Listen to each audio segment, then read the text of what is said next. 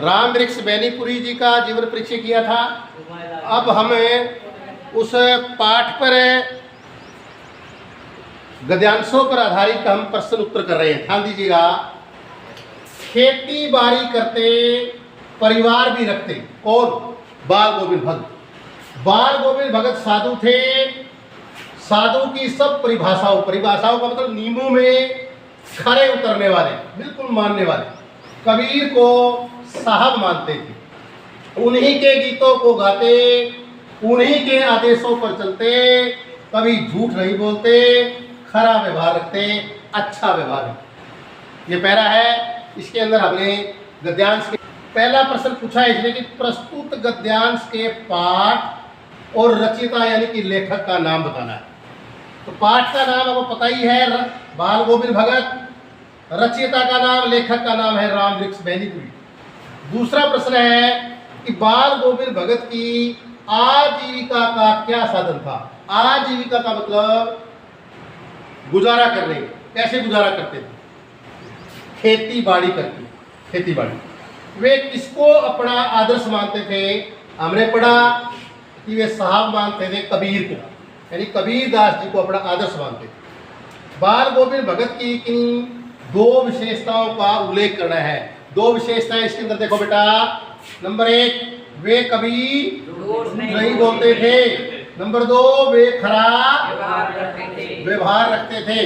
Clear? आपको समझ में आ गया? अब हम दूसरा पैरा करने जा रहे हैं। वह गृहस्थ थे, यानी गृहस्थ का मतलब विवाहित थे, परिवार था उनका, लेकिन उनकी सब चीज साहब की थी। जो कुछ खेत में पैदा होता सिर पर लादकर पहले उसे साहब के दरबार में ले जाते, जो उनके घर से 4 कोस दूर था। एक कबीर पंथी भट्ट जो है वो 4 कोस दूर था। वह दरबार से भेंट रूप रख लिया, जाकर प्रसाद रूप में जो उन्हें मिलता उसे घर लाते और उसी से गुजारा चलाते।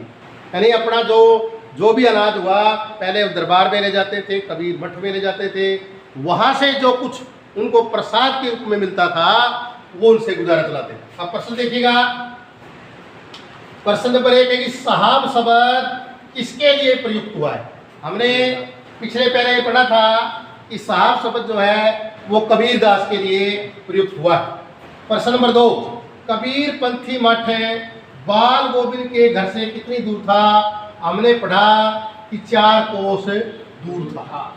ठीक है। तीसरा प्रश्न है कि बाल गोविंद भगत की आजीविका का क्या साधन था?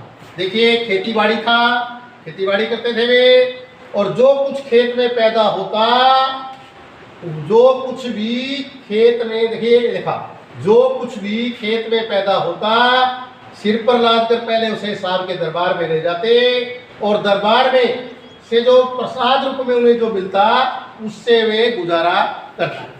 ये आपको समझ में आ ही गया। अगला प्रश्न नंबर है हमें 4। प्रश्न नंबर 4 कह रहा है कि प्रस्तुत गद्यांश के लेखक व पाठ का नाम बताइए। पता ही है कि लेखक राम वृक्ष बैनीपुरी और पाठ का नाम है बाल गोविंद भगत। अब हम अगला पैरा, प्रश्न नंबर 3, गद्यांश नंबर 3 को हम कर रहे हैं। देखिए, हम पैरा पढ़ेंगे पहले। आषाढ़ की रिमझिम है। आषाढ़ का महीना है, देसी एक महीना होता है आषाढ़। आषाढ़ का महीना है, यानी कि उसमें बरसात हो रही है, सारा गांव खेतों में उतर पड़ा है, कहीं हल चल रहे हैं, कहीं रोपनी हो रही है। रोपनी का मतलब धान लगाई जा रही है। धान के पानी भरे खेतों में बच्चे उछल रहे हैं, औरतें कलेवा लेकर मेंढ पर बैठी है। कलेवा का मतलब नाश्ता लेकर के, ठीक है। वो मेंढ का मतलब खेत के अंदर ऊंची मिट्टी का स्थान बना देते हैं, ऊंचा चौतरा सा बना देते हैं, उसको बेड कहते हैं। और आसमान बादल से घिरा है, धूप का नाम नहीं है, ठंडी पुरवाई चल रही है, यानी पूर्व की तरफ से हवा चल रही है। ऐसे ही समय में आपके कानों में एक सवर तरंग झंकार सी कर उठी। अब देखिए, रचयिता कौन है? राम वृक्ष बैनीपुरी। पाठ का नाम क्या है? बाल गोविंद भगत। इस गद्यांश में किस ऋतु का वर्णन हुआ है? पता चल रहा है कि वर्षा ऋतु का वर्णन हुआ है। और रोपनी शब्द का अर्थ लिखिए।